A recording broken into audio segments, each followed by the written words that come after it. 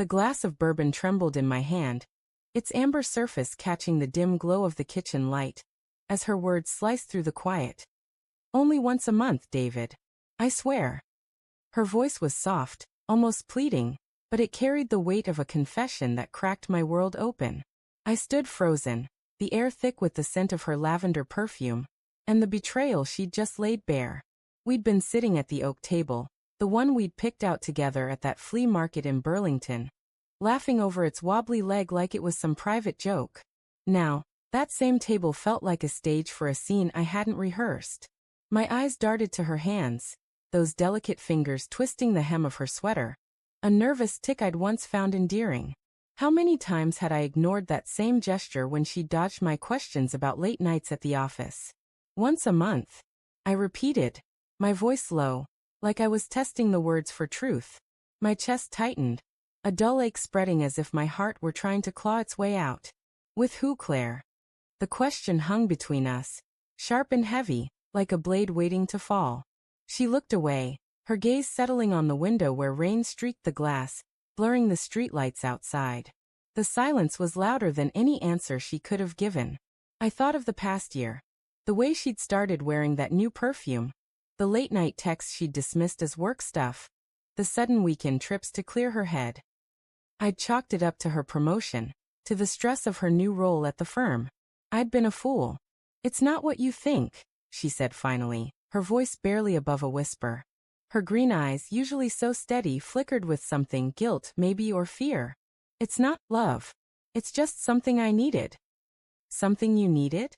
I set the glass down hard, the thud echoing in the quiet kitchen.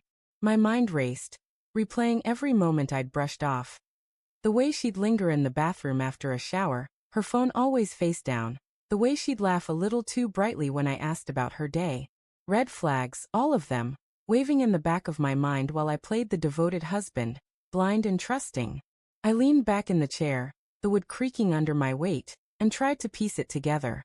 The air smelled of rain and the faint tang of the garlic bread we'd shared earlier. A dinner that now felt like a lifetime ago. Tell me, I said, my voice steady despite the storm inside me. Tell me everything. She swallowed, her throat bobbing, and I saw the weight of her secret settle into her shoulders. His name's Mark, she said, each word deliberate, like she was stepping through a minefield. He's a consultant at work. It started last summer, at the conference in Chicago. It was a mistake. A moment of weakness. A moment. The word hit like a punch. I pictured her in some sleek hotel bar, her laugh bright under neon lights, her hand brushing his. My stomach churned. A moment, I said, my voice rising despite myself. A moment that's been going on for a year?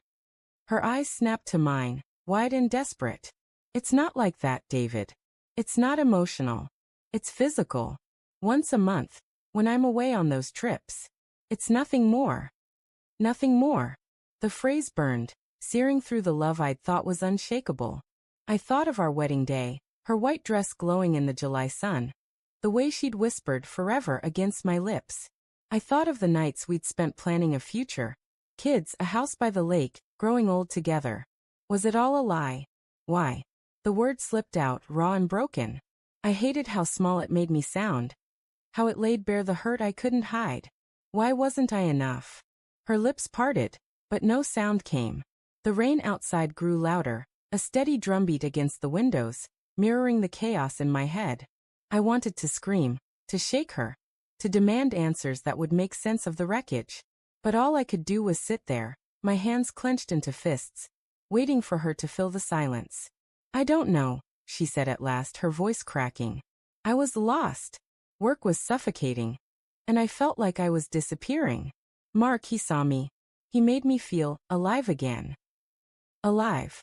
The word cut deeper than I expected. I thought of the mornings I'd made her coffee, the way I'd kiss her forehead before she left for work, the notes I'd slip into her bag when she traveled. Hadn't I seen her? Hadn't I tried to make her feel alive? I stood, the chair scraping against the hardwood floor, and paced to the sink. The cold metal of the counter grounded me, but only just. My reflection stared back from the darkened window, a man unraveling, his world slipping through his fingers. So what now? I asked, not turning to face her. You keep seeing him? We pretend this never happened. No, she said quickly, her voice trembling. I ended it. Last week, after the Seattle trip. I told him it was over. I want us, David. I want to fix this. I turned, meeting her eyes. They were wet with tears now, but I couldn't tell if they were for me or for the life she'd risked. Fix this, I said, my voice sharp. You think you can just say sorry, and we go back to normal? You broke us, Claire. She flinched, her hands twisting tighter in her sweater. I know, she whispered. But I love you. I've always loved you. It was a mistake, and I'll do anything to make it right. The room felt smaller, the walls closing in as her words hung between us. I wanted to believe her. God, I wanted to. But the image of her with him, month after month, was a wound that wouldn't close. I thought of the divorce papers I'd drafted in my head that night, the cold finality of them. But there was something else, too, a flicker of doubt, a whisper of the love we'd built over years. Prove it, I said, my voice low, almost a growl. Prove you want us. Her eyes widened, searching mine for a lifeline. How? She asked, her voice barely audible. I didn't answer. Not because I didn't know, but because I wasn't sure I could trust her to try. The rain slowed outside, leaving only the drip of the faucet and the weight of our silence. In that moment I saw her. Not the woman who'd betrayed me, but the one who'd once danced with me in the rain, who'd laughed until she cried over my terrible puns. And I hated how much I still loved her. I'll sleep in the guest room, I said finally, turning toward the hall. We'll talk tomorrow. As I walked away, her soft sob followed me, a sound that would haunt me through the night. The divorce papers were still just a thought, but they loomed like a shadow, waiting for me to decide if love could survive a betrayal this deep, or if some wounds were too raw to heal.